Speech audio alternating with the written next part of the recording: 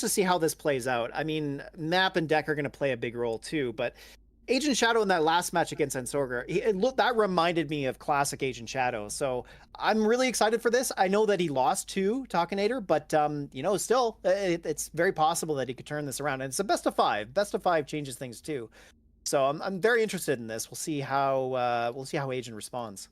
So far, Agent Shadow, Serpus is the only player to take a game from Hukinator so far. And now Serpus has been knocked out of the tournament after losing to Quasar. So, based on that, you could theoretically expect to see maybe a Quasar versus Hukinator final. Although Quasar did lose to Alicia in the Swiss and now plays him again in the top 4. That's a good point. Yeah, that's true. But, you know, to see these names in a bracket in a tournament, man, that's just awesome.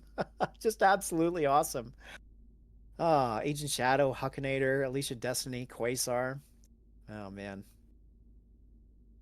Good. Yeah, so I think stuff. we're just having... Alicia's having some issues with her her LD player. It's not loading. So we're just waiting on waiting for Agent Shadow at the moment. Oh, are we? Oh, yeah, sorry. It's Agent versus Hukinator first. It's just that Alicia said that her game wasn't loading, so I thought that was what we were waiting for. Okay, here we are. Top 4, best of 5. All right. Agent versus Hukinator. Establishing battlefield control. The Agent Taunt King. I love that. Yeah, he kind of is, isn't he? That's Agent's claim to fame. He definitely loves to taunt people, Mr. BM. But look at this. Identical decks except for Hammerhead and Orca.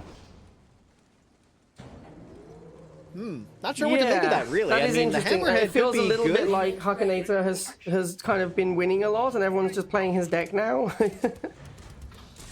Yeah, actually. Yeah, which is a huge sign of respect to Hukinator. But Agent has opened Barracks. He's fundamentally misunderstood that the Rhino opening is so good. And look how fucking wrecked he's getting because of it. Yeah, it's true. It's so also, true. He has and even these 2 Rhinos against the Pitbull is going to be good. Yeah, like he has Pitbull against Rhinos, and Hukinator has Predator. I mean, look at how brutal this is. I don't know how Agent's going to beat the... Like, he needs to go fast Orca here against the Rhino opener. Not bad. Yeah, that's the thing. Orca is going to be very important for Agent Shadow because that's going to help him break things up. But then if Hukinator gets enough value out of these matchups and gets a Hammerhead going, that could also be a really important way to shut this down. But we'll see. Hukinator so far, he's got the middle pad with that Predator tank pretty comfortably. We see Agent really trying to get on there. The Rifleman coming in from behind, but does not get the block on the Predator. The Pitbull moving over there as well. We see some cycling going on here, but it looks like Hukinator is going to secure this. It doesn't seem like Agent Shadow is going to find a way back in here, but that's not too important, of course. We'll see how the rest of the game plays out, but so far, Hukinator takes that first miss. Yeah, I mean, this is tough. I feel like this is just such a... It's just not understanding the current meta, like not understanding that Rhino opening is so good.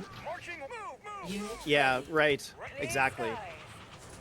Yeah, and this Orca, of course, is going to be pretty important as we see here. It's going to move in against the Predator, but now a Hammerhead coming out, so there wasn't really a lot of time there for the Orca to gain value as we would expect to see. The Hammerhead here is going to push it back, and it only takes 2 shots to clear it, so that's huge, and it has Front Raider, so it is very easy for that Hammerhead to chase it down and take it down, as we just saw. Yeah, and of course, without the Orca, I just don't know how Agent Shadow comes back. Like, it's such an integral part of his composition to fight the Rhino Predator. Without being able to use the Orca, if the Hammerhead shuts him out of Orca, he just has no chance.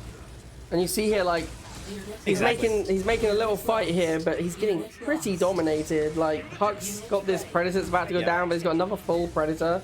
I don't know how Agent fights that second Predator. Yeah, I agree, right? Like, he doesn't have a quick way of dealing with it. He has the Orca, of course, but the Orca doesn't one-shot the Predator, and at this point in time, that's going to be very important. We see here the Rhino getting up the top left. The Orca is going to get taken down by that Orca. We've got the boost on the missiles, though, a good play, but it's going to be too little too late. The Predator shouldn't last long enough, and yeah, all Hukinator had to do was pull the Hammerhead over there, and there he goes, so... Doesn't even manage to fire at the Predator. Doesn't even manage to fire at the Predator. Absolutely brutal. Yeah.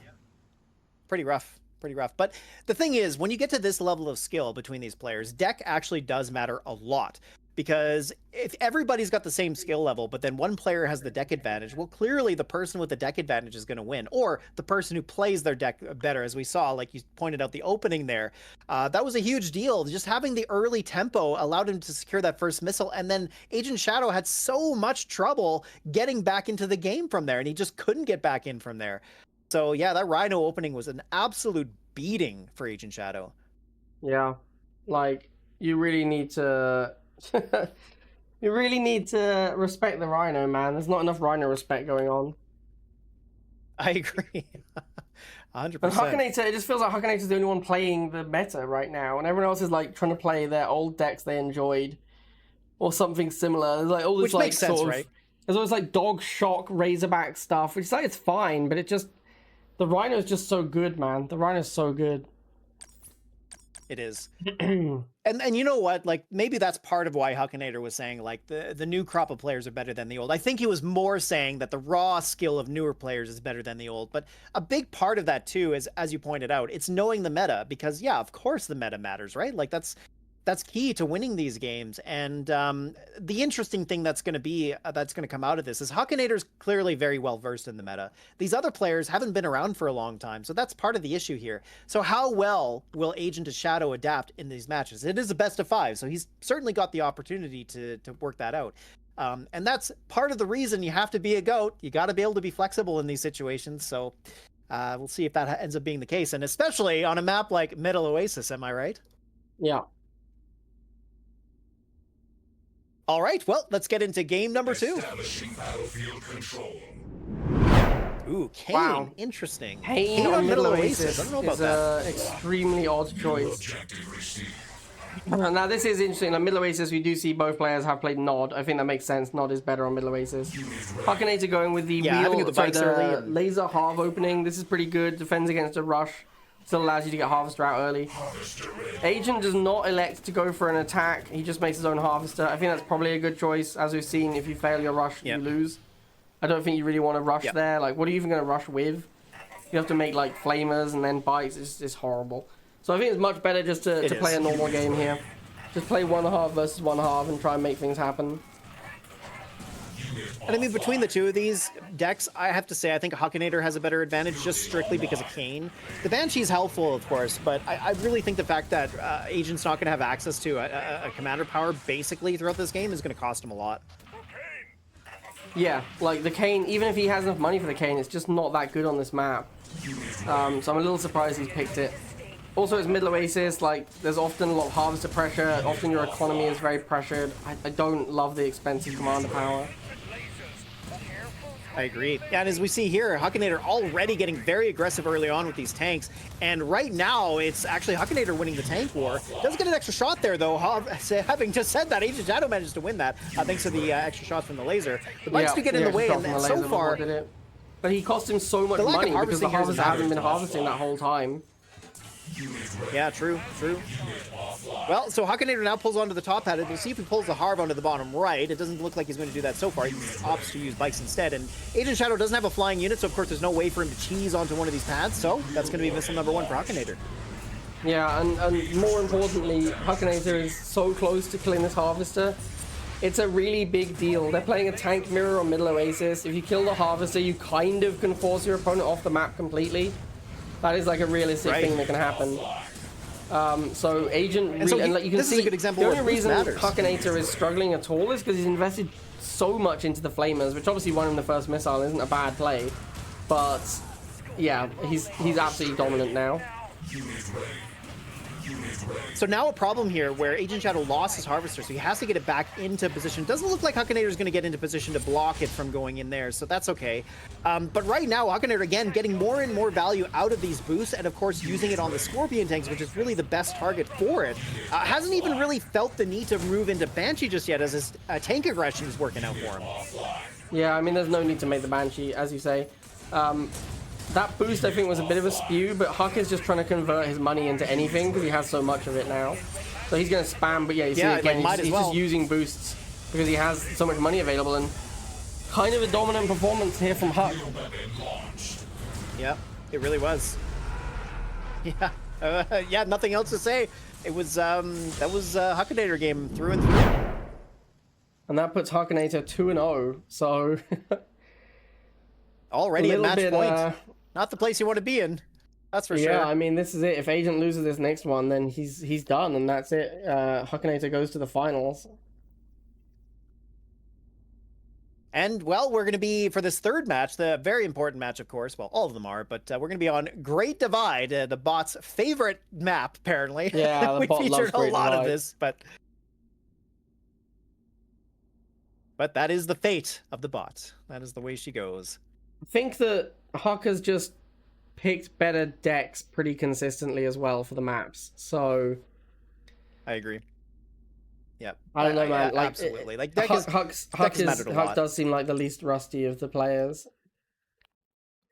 Now I'm a little surprised, and, honestly, that Agent isn't putting up. Like, Agent, I know, has been jamming pretty hard for this tournament. I thought he was going to be, I thought he was going to put up more of a fight. Honestly, Hukinator's only lost one game this whole tournament so far. Yeah. Yeah, like the deck choice is mattering a lot. And I think, looking at the way things are going, it's primarily because Hukinator is just more familiar with the meta. I think that's probably the reason why that he's pushing these players around so much, because with a deck advantage, the skill difference isn't mattering as much. So it's been tough, right? And yeah, I mean, we're already at match point between Agent Shadow and Hukinator, and I gotta say, I'm a little surprised as well. Like, I thought, I have to agree. I thought Agent Shadow would put up more of a fight, but it's not over yet. Not over yet. We still have a chance here for Agent Shadow to do the potential reverse sweep. We'll see. It is rivals after all. And we are here on Great Divide, so let's go. Battlefield control.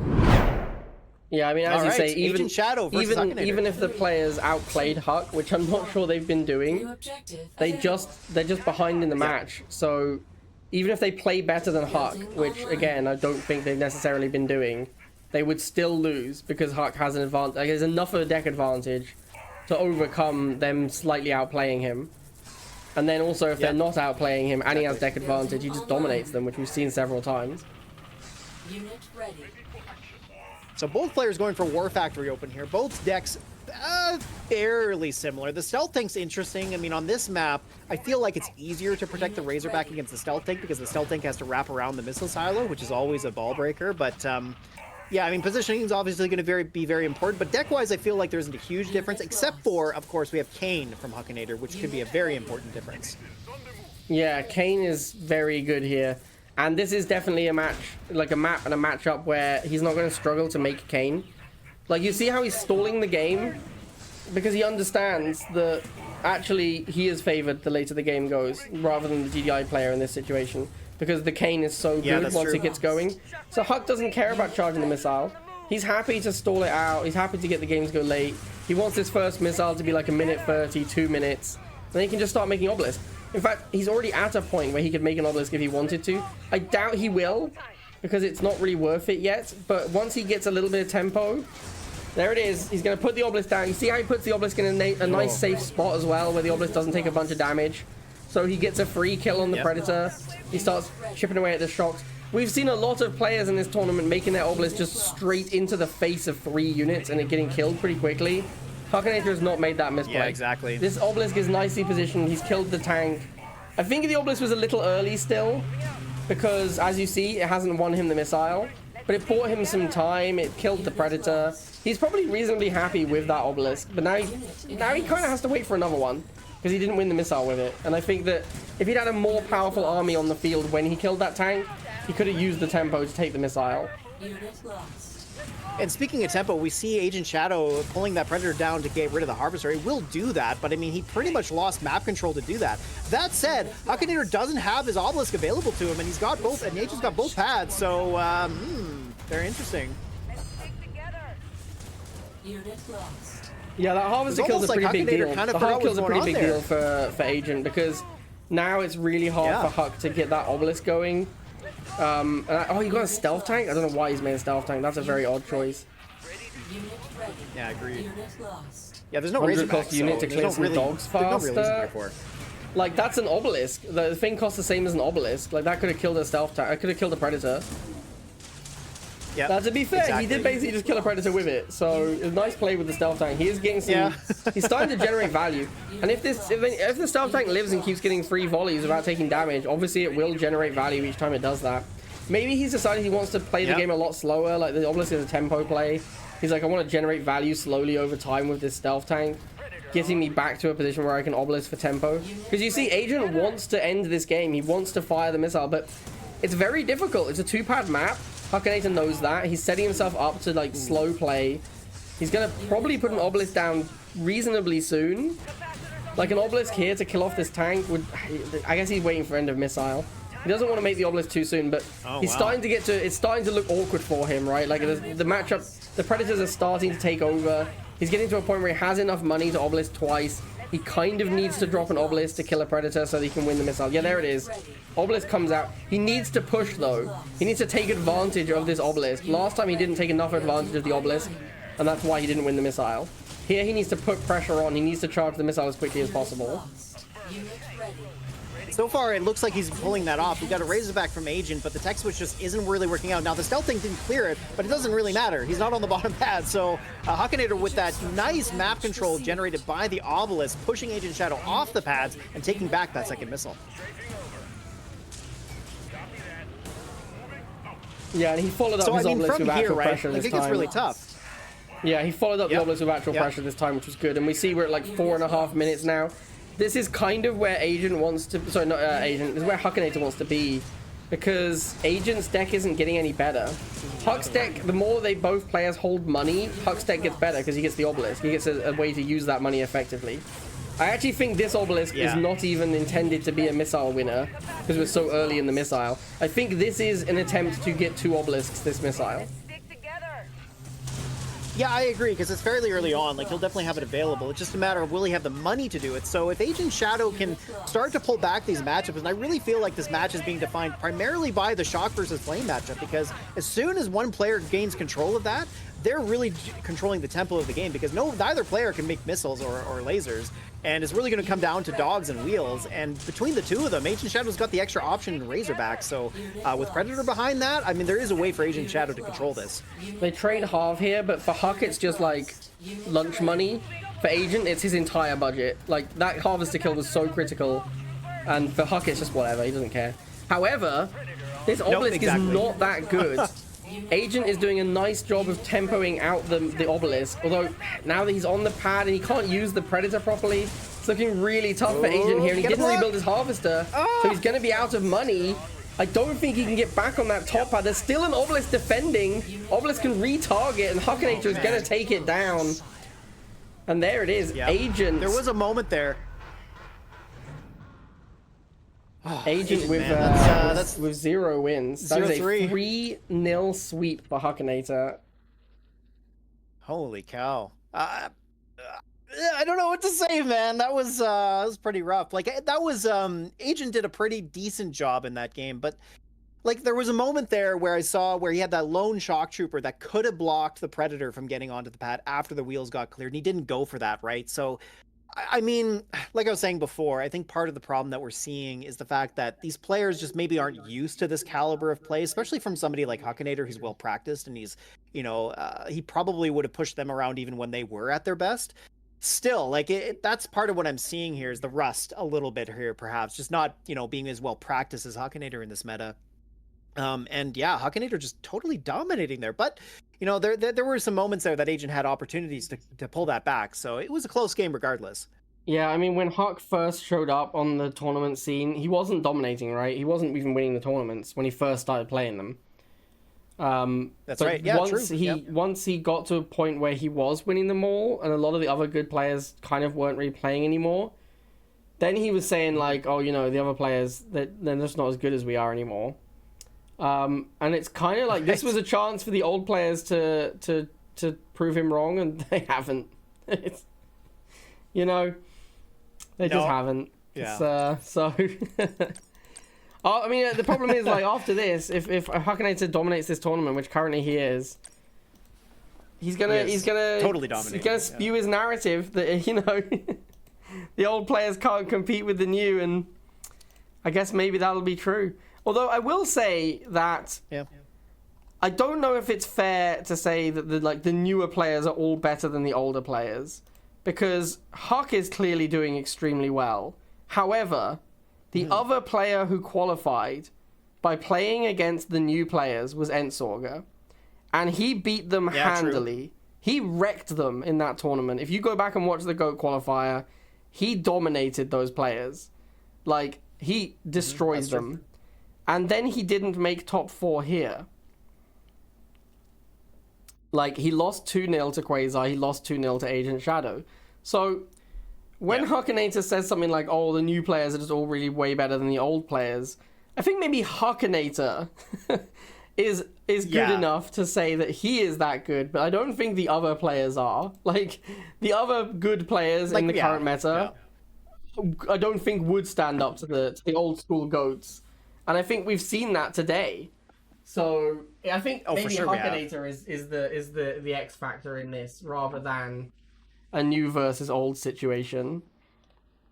Well, and like, of course it would be, right? Like the game was most popular back then when all these players were active. So of course, right? Like you'd have a higher pool of talent when the game is more active and people are more interested in it. Whereas like years later when Hukinator came along, he's the only one that's really been able to compete against these guys. Yep. And maybe he's making a name for himself as being like the GOAT of all time. I don't know about that, but still, I have to agree.